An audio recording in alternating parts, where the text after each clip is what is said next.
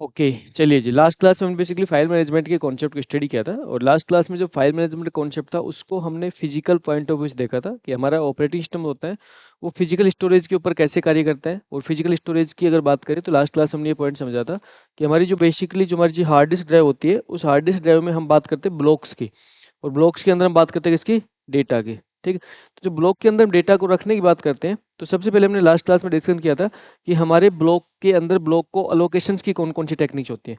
तो किसी particular files की बात करें तो भी हमारे पास जो पर्टिकुलर फाइल्स होती है वो हमारे पास एक लॉजिकल एंटिटी होती है ना। फाइल के लॉजिकल एंटिटी के रूप में हम फाइल्स के कुछ एट्रीब्यूट्स के बारे में हम डिस्कशन करेंगे, हम फाइल्स के अंदर फाइल्स के कुछ फंक्शंस के बारे में डिस्कशन करेंगे। तो वो सारे आज की क्लास कंप्लीट करेंगे। लेकिन हमने लास्ट क्लास का जो कॉन्सेप्ट हमने स्टडी किया था उसमें बेसिकली हम बात कर रहे थे फाइल सिस्टम्स की, फाइल मैनेजमेंट की बात कर रहे थे। हमारे पास में यहाँ पे सिस्टम था, देखो हम बात कर रहे थे कि हमारे पास में एक सिस्टम था जिसको हम कहते हैं फाइल सिस्टम।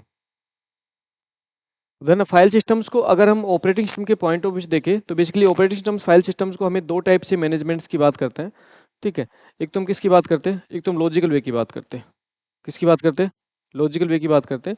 और अगर हम फाइल सिस्टम्स को लॉजिकल वे की बात करें तो देखो जनरली अगर हम बात करें तो हम विंडोज ऑपरेटिंग सिस्टम्स को काम में लेते हैं, और विंडोज ऑपरेटिंग सिस्टम्स के अंदर फाइल्स को हम क्या करते हैं, हम फोल्डर के थ्रू मैनेज करते हैं। किसके थ्रू मैनेज करते हैं, फोल्डर के थ्रू मैनेज करते हैं। ठीक, लेकिन अगर रियल में अगर बात करें, हमारे पास में अगर रियल में इंटरनली मैकेनिज्म की बात करें तो हमारा जो ऑपरेटिंग सिस्टम होता है, जो ऑपरेटिंग सिस्टम होता है वो क्या करता है, वो हमारे पास हमारा जो फाइल होता है उसको हमारा जो फिजिकल स्टोरेज होता है, फिजिकली जो स्टोरेज होता है उस फिजिकल स्टोरेज के अंदर जो फाइल को स्टोर करने की बात करता है। तो यहाँ पे एक छोटा सा पॉइंट समझना कि हम फाइल्स को जो फिजिकल स्टोरेज के अंदर मैनेज करने की बात करते हैं तो भाई हमारे पास में जो डिस्क होती है, हमारे पास जो डिस्क होती है, जिसके अंदर डिस्क के अंदर बात करते हैं कि हमारे पास डिस्क के अंदर डेटा किस रूप में मौजूद होता है, किस में होता है, ब्लॉक की फॉर्मेट में। मतलब हम बात करते हैं हमारी जो डिस्क होती है उस डिस्क पे क्या मौजूद होते हैं, ब्लॉक्स मौजूद होते हैं। और ब्लॉक्स एक्चुअली में होते क्या भाई, कलेक्शन ऑफ सेक्टर्स है ना। तो मेरे ब्लॉक्स होते हैं, इन ब्लॉक के अंदर हम डेटा को स्टोर करने की बात करते हैं। ठीक है, और जब हार्ड डिस्क ड्राइव की बात करते हैं तो हम कहते हैं कि हमारे पास में एक हार्ड डिस्क ड्राइव के रूप में हमारे पास में एक सर्कुलर एक ट्रैक होता है, सर्कुलर सरफेस होता है। उस सर्कुलर सरफेस को हम कहते हैं कि हमारे पास में मैग्नेटिक कोटेड होता है, और वहाँ पे हमारे बहुत सारे ट्रैक्स मौजूद होते हैं, उनमें सेक्टर्स होते हैं जिनके ऊपर डेटा को स्टोर किया जाता है। ठीक, अब कल की क्लास के अंदर सबसे पहले हम बात की थी हमारे पास जो ये जो हमारी फिजिकली जो स्टोरेज है, इस फिजिकल स्टोरेज के स्ट्रक्चर्स की हमने कल क्लास में बात की थी। और सबसे पहले हमने बात की थी किसकी, डिस्क ब्लॉक अलोकेशंस की बात की थी। डिस्क ब्लॉक अलोकेशन कौन कौन सी टेक्निक हमने स्टडी की थी भाई, देन डिस्क ब्लॉक अलोकेशन में किसकी बात की थी, जैसे कंटिन्यू लोकेशंस की बात की थी। तो कंटिन्यू लोकेशन में हमने समझा था कि हमारे पास जो भी डिस्क ब्लॉक होता है उस डिस्क ब्लॉक में डेटा को स्टोर करते समय वो सारे के सारे डिस्क ब्लॉक क्या होने चाहिए, कंटिन्यू मैनर मौजूद होने चाहिए। तो पर्टिकुलर फाइल को जब हम डिस्क ब्लॉक में स्टोर करेंगे तो वो सारे डिस्क ब्लॉक हम कंटिन्यू मैनर में काम में लेंगे। ठीक है, फिर नेक्स्ट हमने किसकी बात की थी, लिंक्ड डिस्क ब्लॉक से कंटिन्यू लोकेशन की बात की थी, फिर लिंक्ड लोकेशन की बात की थी, फिर किसकी बात की थी, इंडेक्स। तो लिंक्ड लोकेशन क्या था, जैसे लिंक्ड लोकेशन की बात करें तो जो प्रत्येक जो ब्लॉक थे, प्रत्येक डिस्क ब्लॉक क्या कर रहे थे, नेक्स्ट डिस्क ब्लॉक की इंफॉर्मेशन को स्टोर कर रहे थे। और प्रत्येक डिस्क ब्लॉक जब नेक्स्ट डिस्क ब्लॉक की इंफॉर्मेशन स्टोर कर रहे थे तो वहाँ पे प्रत्येक डिस्क ब्लॉक के पास एड्रेस ऐड रहता है नेक्स्ट डिस्क ब्लॉक का जहाँ पे डेटा मौजूद है।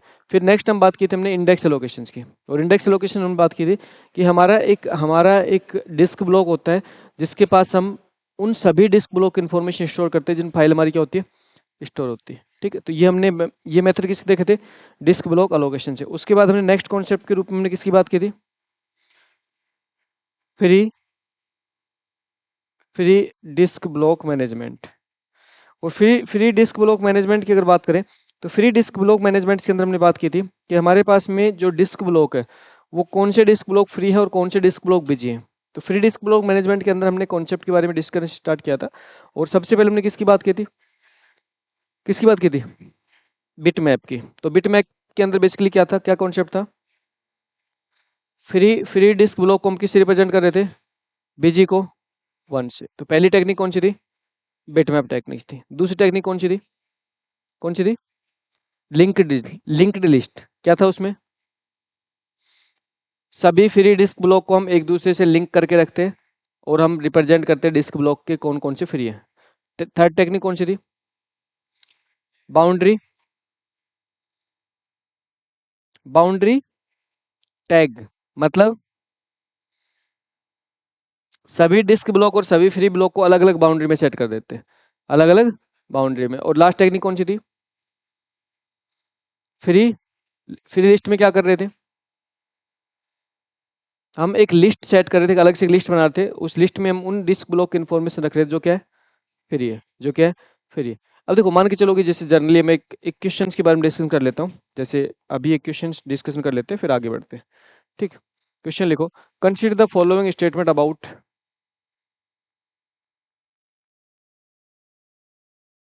Consider the following statement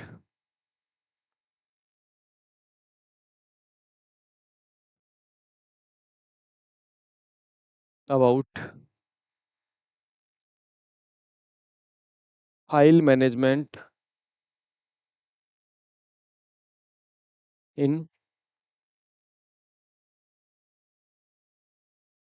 operating system.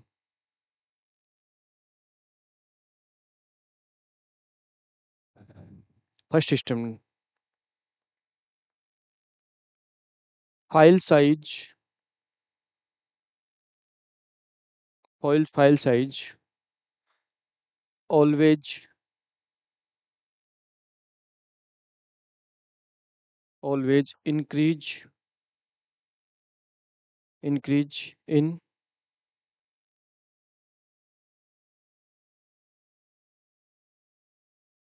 Continue locations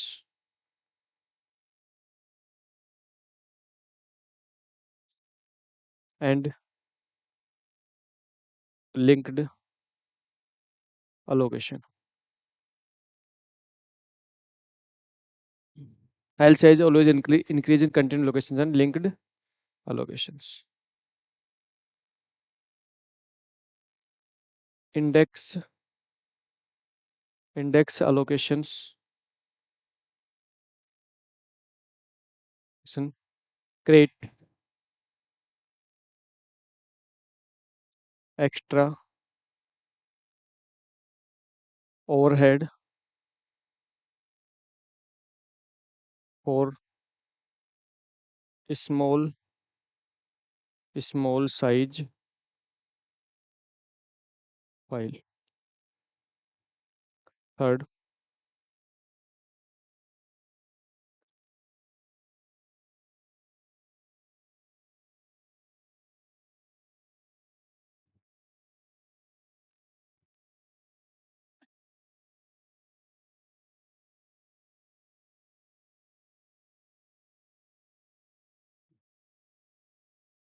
linked list, free space, free space management,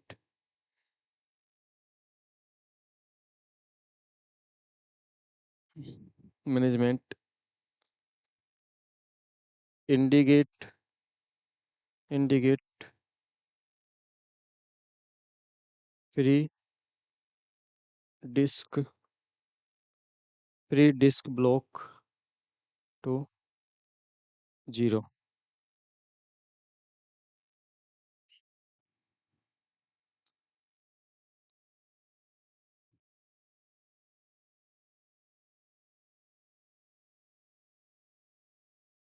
Reset, res,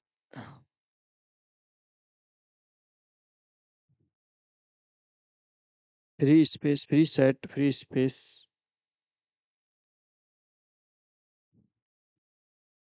free space management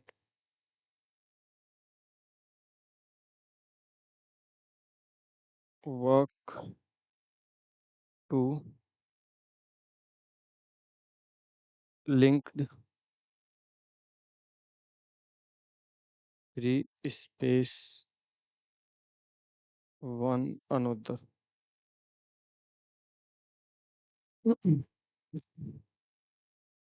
choose the choose the correct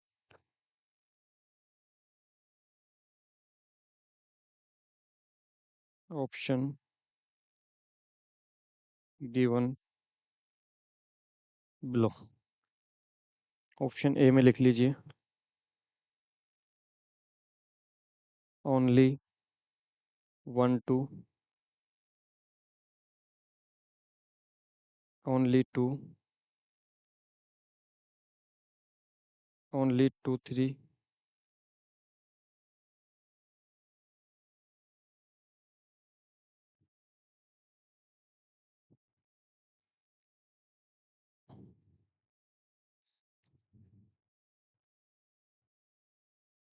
only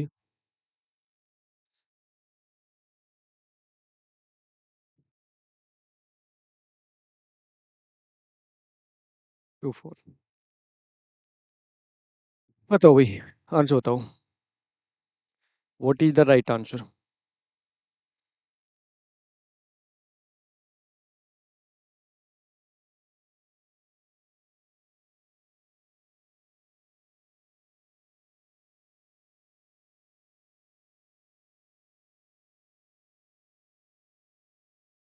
what is the right answer? मतलब A B C में से बताओ।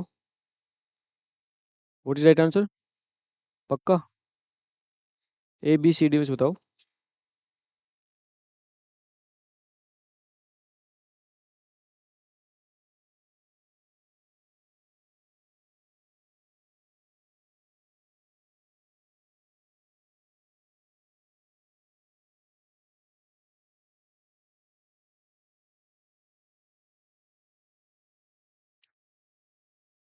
What is right answer?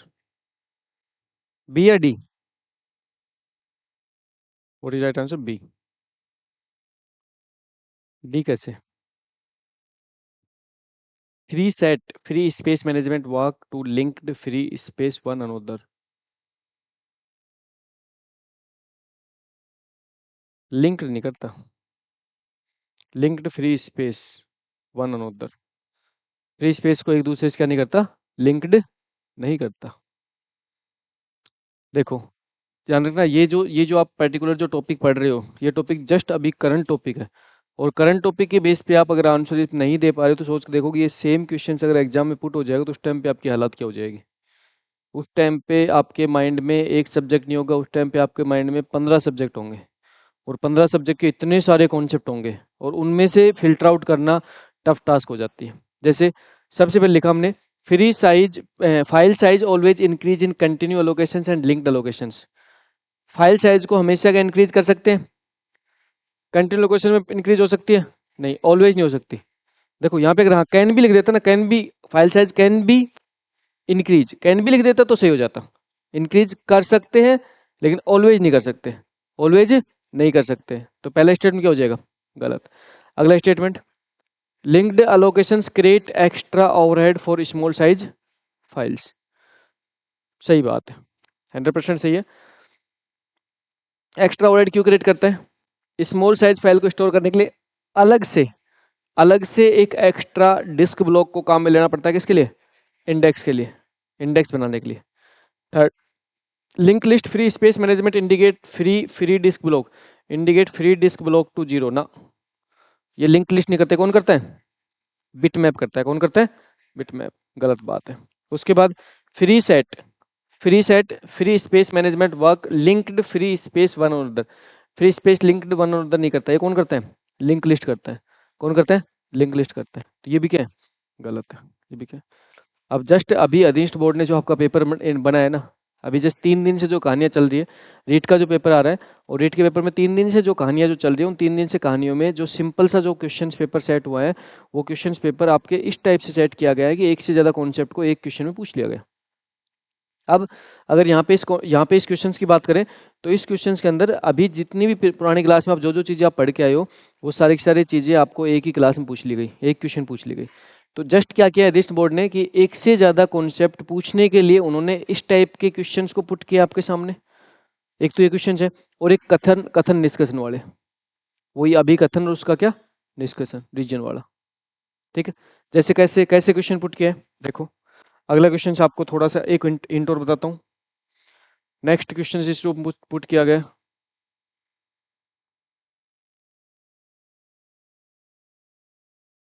जैसे यहाँ पे पूछ लिया गया,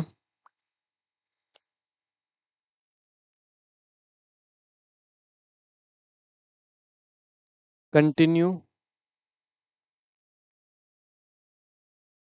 continue continue allocation technique in file management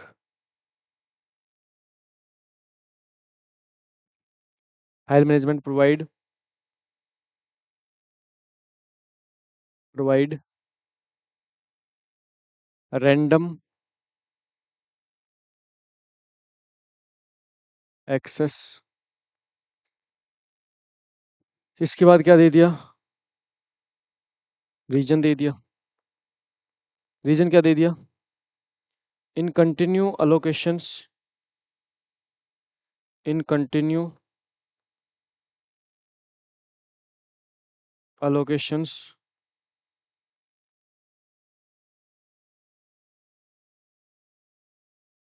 data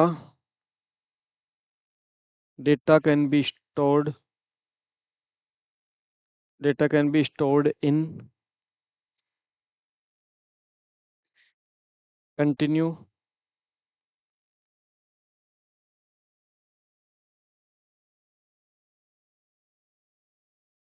continuous free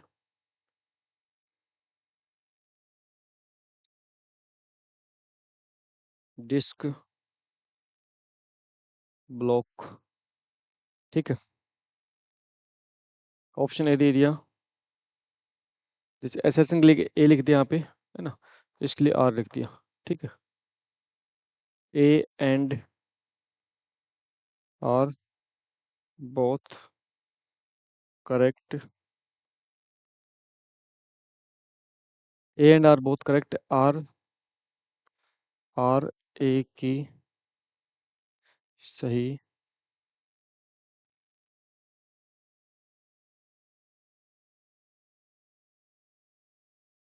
व्याख्यान भी कर रहा है, मतलब सही एक्सप्लेनेशन भी दे रहा है। ठीक है, आर ए की सही एक्सप्लेनेशन भी कर रहा है। ठीक है, दूसरा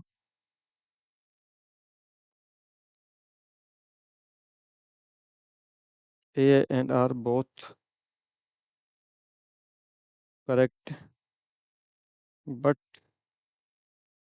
आर ए की सही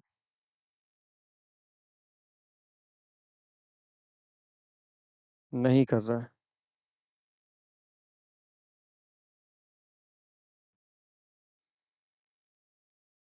third, A correct R incorrect. Fourth, ये option A incorrect R correct.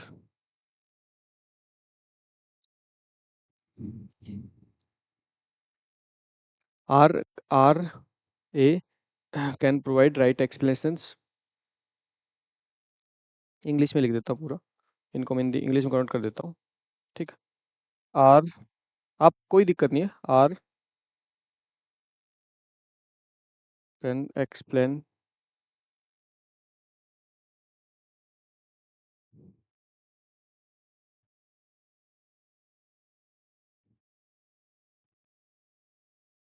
Are A can explain right, R A can not. Short में लिखा है मैंने, पूरा नहीं लिखा ना। आर ए की सही व्याख्या कर रहा है, आर ए की सही व्याख्या नहीं कर रहा। ठीक है, क्या हो जाएगा भाई इसका, क्या हो जाएगा, ए। राइट आंसर क्या, ए। अब है ना, अब आप कहोगे सर ये राइट क्यों नहीं है, जैसे अच्छा 3 कर, ठीक है, ए राइट आंसर हो जाएगा। ठीक है, अब है ना यहाँ पे आर ए और आर बोथ क्या करेक्ट है, ए और आर बोथ क्या करेक्ट है, और आर ए की क्या कर रहा है, सही व्याख्या कर रहे हैं। तो देखो यहाँ पे बेसिकली आपसे पूछा क्या गया, यहाँ से पूछा गया आपके continue allocation technique in file management provide random access. Continue allocation technique जो होती है वो आपके रैंडम एक्सेस को प्रोवाइड करती है। क्या आप कंटिन्यू एलोकेशन में क्या फाइल्स को हम रैंडमली एक्सेस कर सकते हो? कर सकते हो, रैंडम एक्सेस पॉसिबल होता है। सही बात है, अभिकथन बिल्कुल सही है, बिल्कुल सही है अभिकथन, कोई दिक्कत नहीं है। दूसरा, in continue location data can be stored in continuous free disk block. क्यों कर पाते हो? क्योंकि डेटा जो होता है वो कंटिन्यू फ्री डिस्क ब्लॉक में स्टोर किया जाता है, इसलिए आप उसको रैंडम एक्सेस कर पाते हो, इसलिए आप उसको रैंडम एक्सेस कर पाते हो, है ना। अधनिष्ठ बोर्ड ने इस बार जो पेपर सेट किया है उस पेपर सेट में सिर्फ इतना सा काम किया है कि उसने सारे के सारे क्वेश्चन ऐसे डाल दिए, सारे के सारे क्वेश्चन डाल दिए। अब है ना, मैं ये जरूर कह रहा हूँ कि उन्होंने जो पेपर के अंदर जो पेपर की लेंथ सेट की ना बहुत ज़्यादा सेट की है, वो पेपर 2.5 घंटे में सोल्व नहीं हो सकता। बस ये थोड़ी सी प्रॉब्लम क्रिएट कर दी कि पेपर का जो ड्यूरेशन है ना 2.5 घंटे में सोल्व करने का, वो 2.5 घंटे में सोल्व नहीं हो रहा पर पेपर। अच्छा, उसके साथ साथ अब आपने आलोक राज जी ने एक ट्वीट भी कर दिया, अपने अध्यक्ष जी ने साथ साथ क्या कर दिया, एक ट्वीट भी कर दिया। और ट्वीट क्या कर दिया कि अभी तो जस्ट ये ट्रेलर है, मूवी देखना तो बाकी है। उन्होंने ट्वीट कर दिया कि इससे भी ज़्यादा लेवल का पेपर देखने को भविष्य में मिल सकता है, और इससे भी ज़्यादा लेवल का पेपर भविष्य में देखने को मिल सकता है। तो इसका मतलब है कि वो अब आपको सतर्क करना चाहता है कि आप लोग जिस रट्टा पंथी पे चल रहे हो वो चीज़ भूल जाओ, और ज़बरदस्ती एक दूसरे की फील्ड में जा रहे हो ना, इस चीज़ को भूल जाओ। अगर आप किसी चीज़ को अच्छे से तैयारी नहीं कर रहे हो तो फिर आप भूल जाओ कि आपकी जॉब लग जाएगी।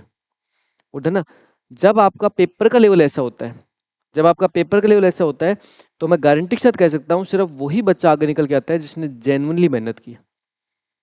इसमें सबसे बड़ी प्रॉब्लम उन स्टूडेंट के साथ आती है जो स्टूडेंट क्या करते हैं, दूसरी फील्ड को त्याग के अपनी फील्ड, मतलब अपनी खुद की फील्ड को त्याग के दूसरी फील्ड के अंदर आते हैं। जैसे मान चलो आप पीजीडीसी करके आ गए, ये वर्ड्स मेरे गलत लग सकते हैं आपको, लेकिन बता रहा हूँ आपको। मान चलो आप पीजीडीसी करके आ गए, क्या करने के लिए? शॉर्टकट लेने के लिए। चलो ठीक है, गाड़ी को यू टर्न लेते हैं, शॉर्टकट लेते हैं, आ जाओ भाई बीसीए बनेंगे, बीसीआई बनेंगे, है ना। अब बीसीआई बनने के लिए बात हो गई, लेकिन यहाँ पे तो ऐसी दलदल है। यहाँ पे पता लगा कि सब्जेक्ट पढ़ने के अंदर, यहाँ पे तो सबसे पहले तो यहाँ पे सब्जेक्ट पढ़ने में ही सर पूरा शाम तक तो ऐसे पूरा होता ना कि जैसे कोई एक मशीन है और उस मशीन को पूरे दिन चला दिया गया और शाम तक तो ऐसे हीट कर रहे उस पर हाथ नहीं लगाया जा रहा। तो जब पूरे दिन पढ़ रहे हैं तो शाम तक हमारा जो ऊपर का जो पारा होता है ना, ये फुल हाई लेवल पहुंच चुका होता है। अच्छा, उसके बाद में दूसरी सबसे बड़ी प्रॉब्लम ये आती है कि यार अब तो इस फील्ड में आ गए, अब जाए कहाँ पे। अच्छा, दूसरी फील्ड की तरफ आप देखते हो एक बार मुंह उठा के, तो वहां पे आलोक राज जी पहले आपको टाटा बाय बाय कर रहे होते हैं। ना ना, अब इस साइड बताना, आलोक राज जी पहले वहां पे खड़े हैं बंदूक तान के कि देख लो यहाँ पे हालात खराब कर दूंगा। तो फिर करें क्या, जाएं कहाँ पे? फिर एक ही ऑप्शन बचता है, अपने हथियार डालो और अपने घर जाके आराम से मस्त। भाई इंडिया के अंदर ये तो सिस्टम ठीक है ना, भाई इंडिया के अंदर ये सिस्टम बहुत अच्छा है कि आप कुछ भी नहीं करोगे तो भी घर वाले पूरी जिंदगी आपको खाना पीना देते रहेंगे। और आपको खाना पीना इंडिया के अंदर घर वाले नहीं देंगे तो कोई दिक्कत नहीं, गवर्नमेंट दे देगी। आप हथियार डाल दें, हम तो नहीं कमा सकते ना खा सकते, फिर गवर्नमेंट की कुछ योजनाएं चलती रहती है, उनसे खाना पीना मिल जाएगा। देखो बेसिकली, अब देखो बेसिकली हो क्या रहा है, देखो समझो आज के। अच्छा नीचे, अच्छा उस ट्वीट में, उस वो ट्वीट किया ना, उस ट्वीट के नीचे नीचे थोड़ा सा 2 लाइन के अंदर और मेंशन कर रखा है कुछ। और ट्वीट के नीचे 2 लाइन में जो मेंशन कर रखा है ना, वो मेंशन ये कर रखा है कि कोचिंग वालों को, कोचिंग का साथ छोड़ दो, कोचिंग से दूर रहे और सेल्फ स्टडी पे फोकस करें। वो भी 200% सत्य बात है, उसमें भी कोई दो राय नहीं है, उसमें भी कोई दो राय नहीं है कि कोचिंग से दूर रहो और अपनी सेल्फ स्टडी ज़्यादा फोकस करो, सिलेक्शन लेना है तो। 100% फैक्ट है, सिलेक्शन हमेशा खुद के दम पे होता है, कोचिंग कभी किसी का सिलेक्शन नहीं करवा सकती। उसमें उसमें पॉइंट क्या आता है समझो, कोचिंग में टीचर जो आपको पढ़ा रहे ना, वो भी 10 साल पहले वाली प्रथा अपना रहे हैं। वो कौन से सही पढ़ा रहे, वो भी तो वही चीज़ कर रहे हैं। भाई जो टीचर आपको पढ़ा रहे हैं वो भी अब वन लाइनर प्रथा पे चलते जा रहे हैं। और जब वन लाइनर प्रथा पे टीचर चलते जा रहे हैं तो सबसे बड़ी प्रॉब्लम्स ये आती हैं कि अब जो ट्रेंड है पेपर का वो बिल्कुल चेंज हो चुका है। और सबसे सबसे बड़ी प्रॉब्लम तो ये है कि रीट का एक भी बच्चा ऐसा नहीं होगा जिसने 65 पेज का पेपर इससे पहले सोल्व किया है। तो उसके सामने तो सबसे बड़ी दुविधा ये आई कि 65 पेज को देखते ही सबसे पहले घबरा गया वो। जब उसको पेपर मिला तो पता लगा पूरी क्लास का पेपर मुझे ही दे दिया गया। वो तो पूरी क्लास का पेपर है, वो मुझे अकेले क्यों दिया गया?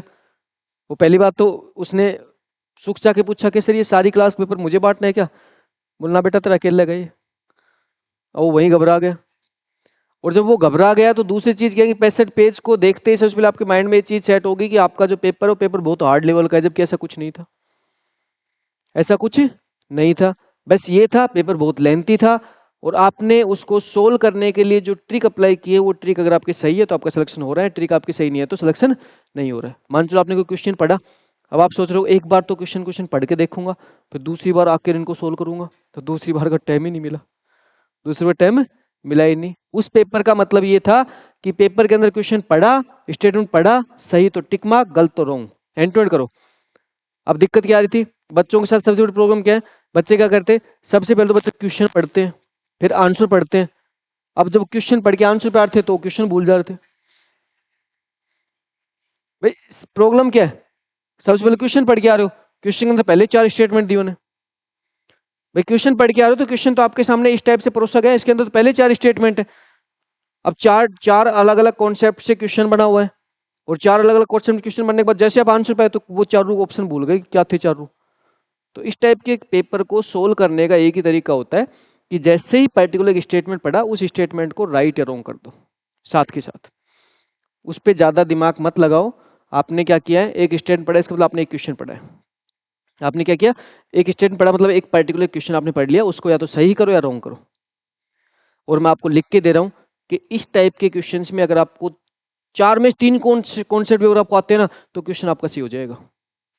और इस टाइप के क्वेश्चंस को सोल्व करना तो सबसे आसान होता है, ये भी मैं आपको लिख के दे रहा हूँ। अच्छा, इस टाइप के क्वेश्चंस अधीश बोर्ड ने तो अब स्टार्ट किए, आपके पिछले पेपर में आपने देख लिए थे ना, पिछले पेपर में हम देख लिए थे कितने क्वेश्चन इस टाइप के थे आपके। जैसे पिछला जो मैंने पेपर करवाया था अधीश बोर्ड का पेपर था वो है ना, इससे पहले जो आपका पेपर हुआ था उसमें क्वेश्चन देख लो, इससे पहले वाला जो मैंने आपको पेपर करवाया था आपके सामने, इसका जो सॉल्यूशन करवाया था मैं आपके सामने, इसमें आप क्वेश्चन देख लो।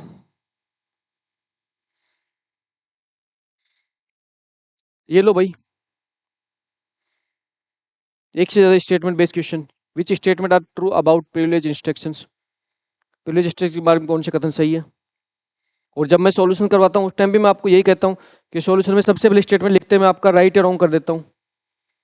ठीक है, ये क्वेश्चन देख लीजिए, ये लो कथन निष्कर्षण, ये क्वेश्चन आपके सामने थे। देखो, पेजिंग कंप्लीटली रिमूव एक्सटर्नल फ्रेगमेंटेशंस, बिल्कुल सही बात है, राइट कर दो टिक मार्क। रीजन देखो, paging paging use fixed size page and frame, बिल्कुल सही बात है, इसलिए रिमूव करते हैं फिक्स साइज पेज होती है, फिक्स साइज क्या होती है, फ्रेम होती है, बिल्कुल सही बात है, टिक मार्क कर दीजिए। और दोनों टिक मार्क कर दिया तो ऑप्शन आपको कहाँ भरने में दिक्कत आ रही है, ऑप्शन भरने में दिक्कत आएगी नहीं, डायरेक्ट क्लिक करो, एक पे टिक मार्क ना चाहिए, बस आगे बढ़ो। और उस पेपर के अंदर मैक्सिमम क्वेश्चन उस पेपर के अंदर 2 ही कैटेगरी के थे। अगर उस पेपर के अंदर टोटल अगर मान के चलो 150 क्वेश्चन है तो 150 क्वेश्चन में से 140 क्वेश्चन 2 कैटेगरी के, एक से ज्यादा स्टेटमेंट बेस्ड क्वेश्चन है और ये आपके असर्शन रीजन वाले क्वेश्चन है, कथन निष्कर्षण वाले क्वेश्चन है। और इस टाइप के पेपर को सोल्व करने के लिए सिर्फ और सिर्फ वो स्टूडेंट्स आगे निकल के आता है जो एक्चुअल नॉलेज रखता है।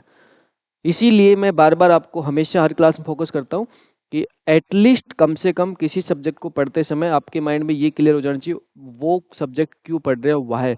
और दूसरा हमेशा कहता हूँ कि सब सब्जेक्ट पढ़ते हो तो सब्जेक्ट पढ़ते समय उस टॉपिक्स को पढ़ते समय ये समझो कि ये सर क्यों पढ़ा रहे हैं, भाई इसलिए इतनी पढ़ा रहे कि सर या तो ये सर पागल हो क्या है या हमें पागल करेंगे। आप कंप्यूटर साइंस पढ़ रहे हो और कंप्यूटर साइंस के अंदर अगर मान के चलो कोई ऐसी चीज आप पढ़ रहे हो जिसमें या तो आप खुद पागल साबित होना चाहते हो या फिर आपका टीचर पागल पागल होना साबित चाहता है, तो इसका मतलब गलत चीज पढ़ रहे हो। कंप्यूटर साइंस में ऐसी एक भी चीज नहीं है, क्यों, मनुष्य के द्वारा बनाई गई एक मशीन है और उसको सिर्फ समझना होता है कि भाई इसमें किस किस टाइप से क्या क्या काम चल रहा होता है, बस इसके अलावा नथिंग एल्स कुछ नहीं है। और सबसे आसान है कंप्यूटर साइंस पढ़ना, लेकिन हाँ कंप्यूटर साइंस के अंदर सबसे टफ टास्क होती है कि अगर आप चीज़ों को रटते हो तो, यहाँ पे रटने वाली चीज़ें हैं ही नहीं, एक भी नहीं है।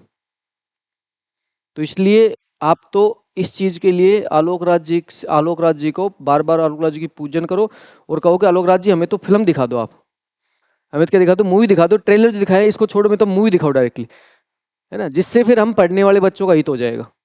मैं तो 200% लिख के दे रहा हूँ कि पढ़ने वाले बच्चों के लिए आलोक राज जी ने कोई गलत काम नहीं किया।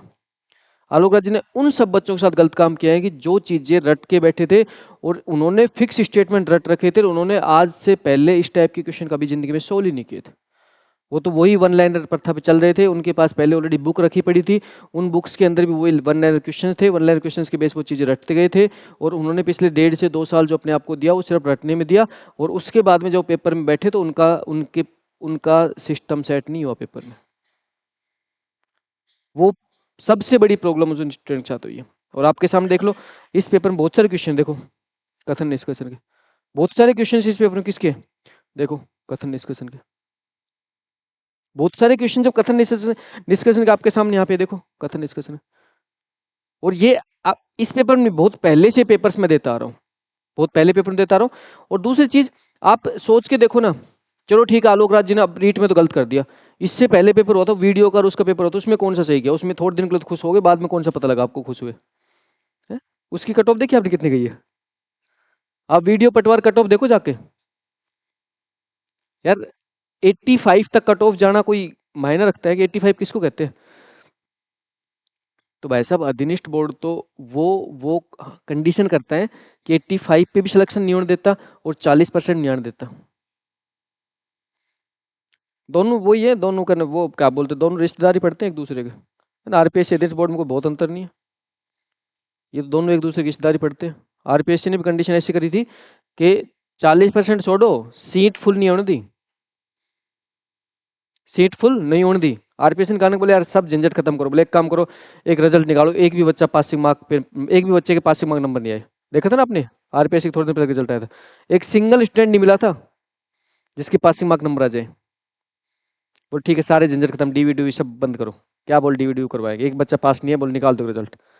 और उन्होंने साफ साफ एक रिजल्ट निकाला, एक बच्चा पास नहीं है। अब उसके उसके बाद में चीजें चल रही, अब देखो ना, एक भी बच्चा पास नहीं है, चीजें चल रही है। अब जैसे मान चलो अभी अधीष्ट बोर्ड के खिलाफ भी चीजें चलेंगी। अब जैसे प्रोटेक्शन किया जाए बच्चों के द्वारा, प्रोटेक्ट भाई ठीक आलोक राज्य को हटाओ, ये करो, वो क्या फर्क पड़ जाएगा? आपके इन चीजों से करने से कुछ फर्क न पहले पड़ा, न पड़ा, न आगे पड़ेगा। सिर्फ फर्क इतना सा पड़ेगा कि आपको अपने करियर पे सोचना है कि आपको किस टाइप से तैयारी करनी है। तो इसलिए आगे अपनी इस चीज के लिए गांठ बांध के रख लो कि अगर सिलेक्शन होना है तो सिलेक्शन होने के लिए आप प्रे करो कि पेपर का लेवल अच्छा है, जिससे कि हम जैसे पढ़ने वाले बच्चे अपने आप आगे आ जाए। जो बच्चे रट के बैठे हैं वो अपने आप को हटा लो, दूर कर लो, क्योंकि रटने वाले पेपर में सिलेक्शन होने के चांसेस जो होते हैं वो आपके इस टाइप पेपर में 0 हो जाते हैं। ठीक है भाई। और रीट का पेपर्स का जो सॉल्यूशंस है वो सॉल्यूशंस आपके अलग अलग फैकल्टी द्वारा जल्दी करवाया जाएगा। संजय सर अपने लेवल पे करवा देंगे, उनके जो क्वेश्चन थे वो, अब है ना, संजय सर के क्वेश्चंस देखना मैक्सिमम आपके नोट्स के मिलेंगे, मैक्सिमम क्वेश्चंस आपसे नोट्स से मिलेंगे। और मैं आपको लिख के दे रहा हूँ, जिस दिन पेपर का लेवल अगर आलोक राज जी ने same as to as set कर दिया ना, उस दिन भाई साहब अपने 4 चांद लग जाएंगे और यादव जी पूरे राजस्थान पे एक तरफ राज कर दिखा देगा। क्यों? क्योंकि मेरा मेरा पढ़ाया हुआ स्टूडेंट एक चीज कहता है कि यार वो बंदा डेप्थ लेवल बहुत जाता है, वो बंदा हर चीज का डेप्थ लेवल जाके बताता है कि व्हाट इज दिस, क्या है, वाई क्यों है, कैसे है, सब चीज बताता है। और हर चीज को डेप्थ लेवल जाके वही बंदा है जो पूरा अच्छे से एक्सप्लेन करके बताता है। तो भाई मैं तो खुद चाह रहा हूँ क्योंकि मुझे भी चमकना है, और इसलिए मैं तो आलोक राज जी की बहुत बड़ाई कर रहा हूँ कि सर आप तो मूवी दिखाओ अब बस, ना ट्रेलर तो बहुत दिखा लिया, अब क्या दिखाओ, कोई दिक्कत नहीं, मूवी दिखाओ तो क्या फर्क पड़ेगा, 40% लेके आने, भाई मूवी दिखाएगा तो होगा क्या, 40% लेके आने। और मेरे द्वारा पढ़ाए स्टूडेंट्स की इतनी गारंटी 40% बन जाएंगे। बस ये है कि उसको मैं पेपरों के माध्यम से सिखाऊंगा कि जो टफ लेवल का पेपर होता है उसको कैसे सोल्व किया जाता है, जो लेंदी पेपर होता है उसको कैसे सोल्व किया जाता है, जो इजी पेपर होता है उसमें सिली मिस्टेक को कैसे रोका जाता है।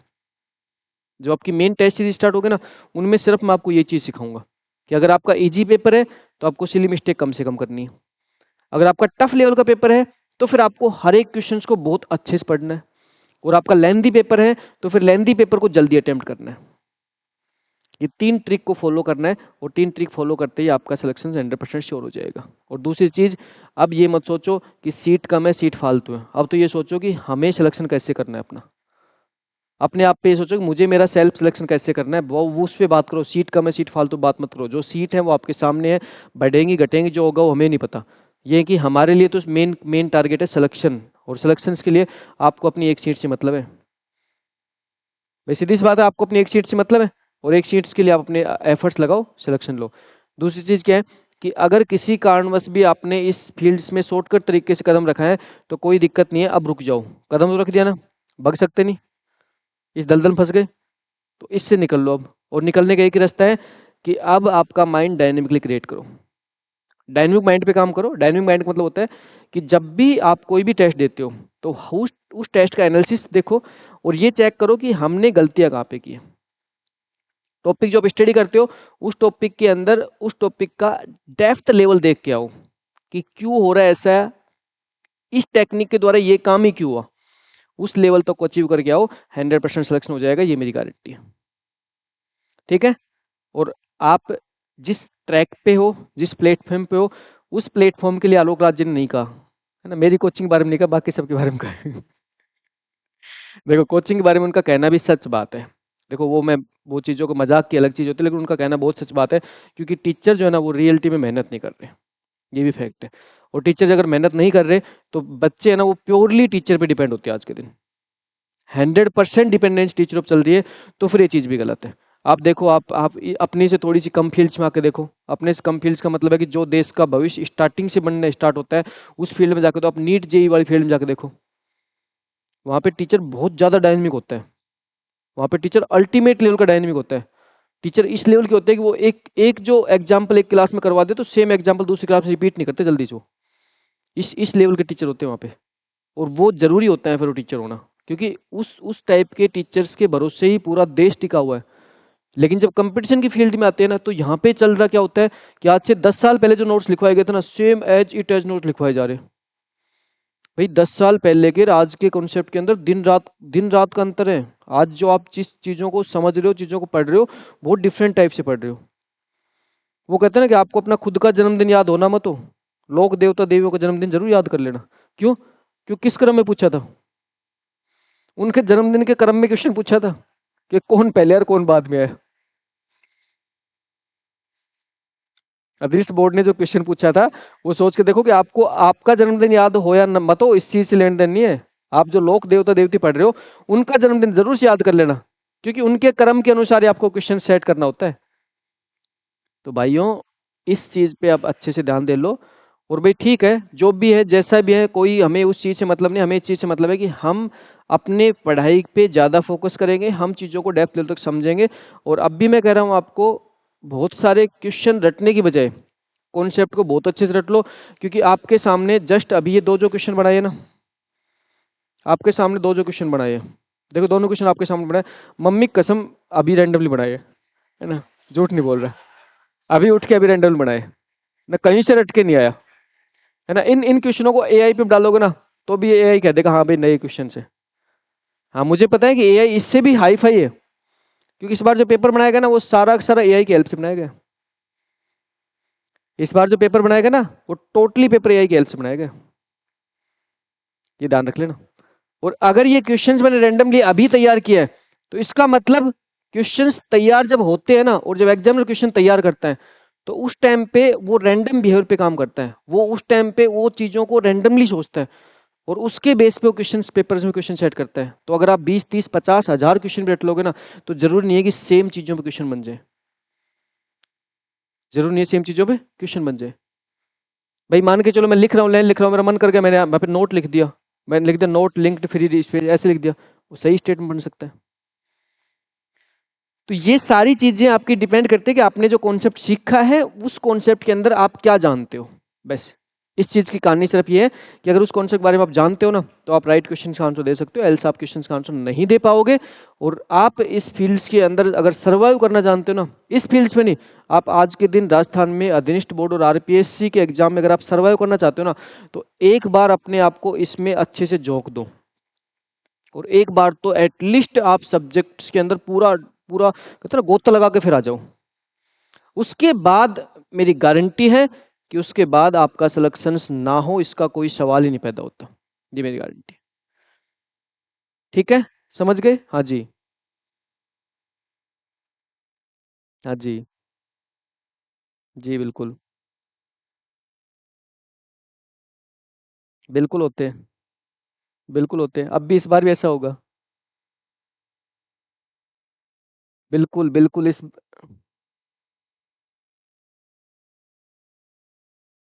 हम्म बिल्कुल होगा, निश्चिंत रहो। मैं वो बंदा हूँ जिसकी शादी हो नहीं रखी, कोई काम नहीं है। कोई काम नहीं है दूर दूर तक। एक ही काम होता है, देखो नहीं हकीकत कर रहा हूँ, एक काम होता है।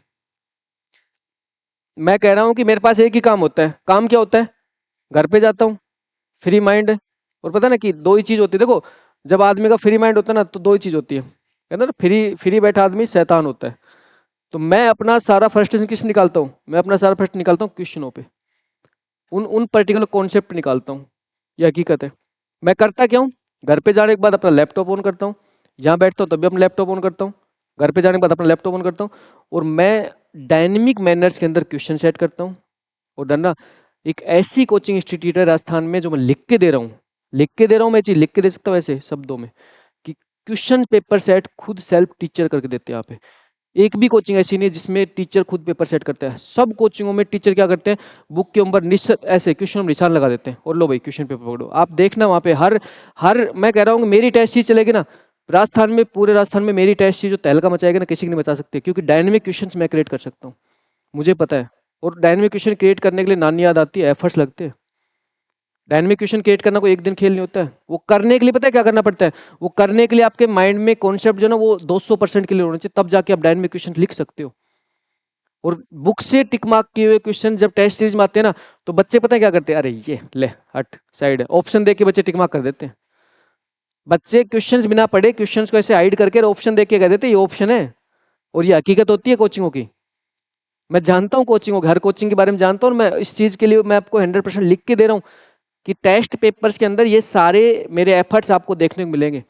और टेस्ट पेपर में जब सारे के सारे एफर्ट देखने को मिलेंगे ना, तो ध्यान रखना कि आपका सिलेक्शन जो है ना, उस सिलेक्शन के अंदर सुनील यादव सर की कहीं कोई कमी नहीं होगी, बस कमी होगी तो आपकी खुद की होगी। ये मेरी गारंटी है। और इससे पहले राजस्थान में करके दिखाए हैं, ऐसा नहीं कि ऐसे आके रैंडमली आके और ये सारी चीजें फैकोलॉजी कर रहा हूँ, पहले करके दिखाए भाई। प्रोग्रामर में एक तरफा राज करके दिखाए, और एक तरफा राज तब करके दिखाए जब चारों सब्जेक्ट खुद ने पढ़ाए थे। जब चारों के चारों सब्जेक्ट खुद ने पढ़ाए थे तब राज कर दिखाया प्रोग्रामर के अंदर। और इस टाइम भी इस वैकेंसी के अंदर भी आपको लिख के दे रहा हूँ कि जो अपनी टेस्ट सीरीज होगी ना, वो आपको कॉन्फिडेंस देगी, फील करवाएगी कि हाँ ये पेपर का लेवल है। हमें कोई मतलब नहीं है पेपर कैसा बने, चाहे इजी बने, मॉडरेट बने, टफेस्ट बने, हमें उस चीज से कोई लेना देना नहीं है। हमें लेना देना नहीं है कि हम हर टाइप के पेपर को सोल्व करना जानते हैं बस। और जैसे अभी कहा ना भाई, सूचना सहायक की टेस्ट सीरीज में रूबरू कंसेप्ट देखने को मिला, बिल्कुल ये 200% फैक्ट है। सूचना सहायक की जो मैंने टेस्ट सीरीज कंडक्ट करवाए थे ना, उसमें मैंने 47 टोटल टेस्ट करवाए थे, और उन टेस्ट सीरीज में से रूबरू डायरेक्टली आपको क्वेश्चन देखने को मिले थे। और इससे पहले भी एक इंटरव्यू कंडक्ट हुआ था चंचल का, उसकी 145 रैंक है, पीजीडीसी स्टूडेंट थी, और हकीकत में कंप्यूटर का सिप भी नहीं आता था, और उसकी सिस्टम स्टूडेंट में 13वीं रैंक है, 13वीं या 16वीं में से, शायद 16वीं रैंक है उस सिस्टम स्टूडेंट में। जो high court system student paper हुआ था, उसकी 16वीं रैंक पीजीडीसी स्टूडेंट थी वो। और रियलिटी में ये था कि वो बच्ची जब पेपर देने आती थी तो बहुत बार तो नाक के नहीं आती थी। क्यों? क्योंकि उस टाइम पे उसके एफर्ट्स मुझे दिख रहे थे, और जब एफर्ट दिखते हैं ना तो सिलेक्शन 100% होता है, ये जेन्युइन है। तो इसलिए आप सही ट्रैक पे हो, सही प्लेटफॉर्म पे हो, ये मेरा विश्वास करो, ये चीज़ मैं बोल रहा हूँ। बस ये कि जितनी एफर्ट्स मैं लगा रहा हूँ ना, उतने एफर्ट्स आप सेल्फ लगा लेना। क्यों? क्योंकि अभी आपके सामने ये चीज़ें जो कर रहा हूँ ना, अगर ये चीज़ आपके सामने कर रहा हूँ ना, तो ये चीज़ें आपके सामने लगातार करता रहूंगा। और डरना, अभी इस क्वेश्चन का आंसर आप इजी वे में इसलिए दे पाए हो क्योंकि इस टॉपिक को आपने करंट अभी जस्ट पढ़ा है। लेकिन यही क्वेश्चंस अगर आपके 5 महीने बाद में अगर आपसे पूछूंगा ना, सेम एज क्वेश्चन, ये कई क्वेश्चन पूछ लूंगा ना, तो उस टाइम पे आप एक बार तो इस क्वेश्चन में आपका दिमाग फिर जाएगा। उस टाइम पे तो सारे कॉन्सेप्ट एक दूसरे से क्या होंगे, मिक्स मैच होंगे। और उस टाइम पे अगर सारे कॉन्सेप्ट मिस मैच हो गए ना, तो आंसर देते समय आपको बहुत जोर पड़ेगा। तो इसलिए कहता चल रहा हूँ आपको स्टार्टिंग से ही कि अपन इस लेवल पे काम करेंगे कि अपना डायनेमिक बिहेव रहेगा, डायनेमिक बिहेवियर के बेस पर अपना कॉन्सेप्ट क्लियर करेंगे, टेस्ट सीरीज की सहायता से हर एक क्वेश्चंस की पकड़ बनाएंगे, हर एक टेस्ट के लेवल की पकड़ बनाएंगे। आपने शायद राजस्थान में आज तक किसी टेस्ट सीरीज के बारे में ये नहीं सुना होगा कि डिफरेंट डिफरेंट लेवल की टेस्ट सीरीज कंडक्ट होती है। अपने टेस्ट सीरीज पे लेवल चलते हैं, लिखे आएंगे वहाँ पे test series level 1 test paper, level 2 test paper, level 2.5 test paper, level 3 test paper, level 3.5, level 4 test paper, ऐसे लिखे आएंगे। हर टेस्ट पेपर पे लेवल लिखे आते हैं, सेट होके आते हैं। कई बार टेस्ट पेपर में लेवल्स को हम हाइड करके देंगे, जो टेस्ट पेपर होने के बाद सॉल्यूशन टाइम पे बताएंगे।